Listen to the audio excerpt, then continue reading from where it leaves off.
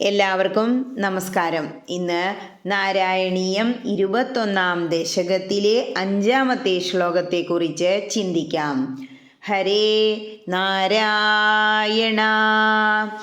രമ്യേഹ്യുദീജി ഖലു രമ്യഗനാംനി വർഷേ തദ്വർഷനാഥമനുവർയ സപര്യമാണം ഭക്തൈകവത്സലമത്സരഹൃത്സുഭാന്തം മത്സ്യാകൃതിം ഭുവനനാഥ ഭജേ ഭവന്തം.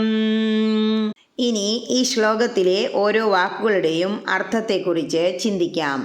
രമ്യേഹി രമണീയമായ, ഉദീജി ഖലു ഇളാവൃതത്തിൻ്റെ വടക്കുഭാഗത്തുള്ള, രമ്യകനാംനി വർഷേ രമ്യകം എന്നു പേരായ ഭൂഖണ്ഡത്തിൽ, തദ്വർഷനാഥ ആ രമ്യക വർഷത്തിൻ്റെ നാഥനായ, മനുവര്യ മനുശ്രേഷ്ഠനാൽ അതായത് വൈവസ്വത മനുവിനാൽ, സപര്യമാണം പൂജിക്കപ്പെടുന്നവനായി, ഭക്തൈകവത്സലം ഭക്തജനങ്ങളോട് വാത്സല്യമുള്ളവരിൽ മുഖ്യനായി, അമത്സര ഹൃത്സുഭാന്തം നിർമ്മല ഹൃദയങ്ങളിൽ ചൊരിയുന്ന ദിവ്യപ്രകാശമായി, അതായത് മത്സരബുദ്ധി ഇല്ലാത്തവരുടെ ഉള്ളിൽ വിളങ്ങിക്കൊണ്ടിരിക്കുന്നവനായി എന്നർത്ഥം.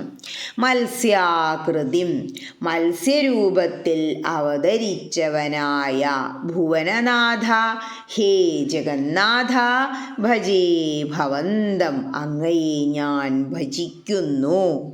ഇനി ഈ അർത്ഥങ്ങളെല്ലാം മനസ്സിൽ വച്ചുകൊണ്ട് ആ ശ്ലോകം ഒന്നുകൂടി ചൊല്ലി നോക്കണം. എന്താ പറയണേ?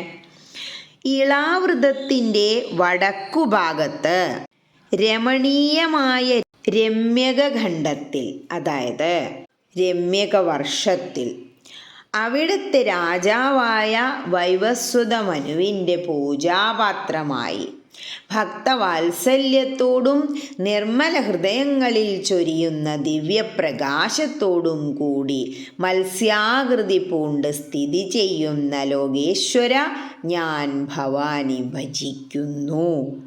അതായത് ഓരോ ശ്ലോകത്തിലും ഭഗവാന്റെ ഓരോ അവതാരങ്ങളെക്കുറിച്ച് വർണ്ണിക്കുകയാണ്. ഹരേ കൃഷ്ണ.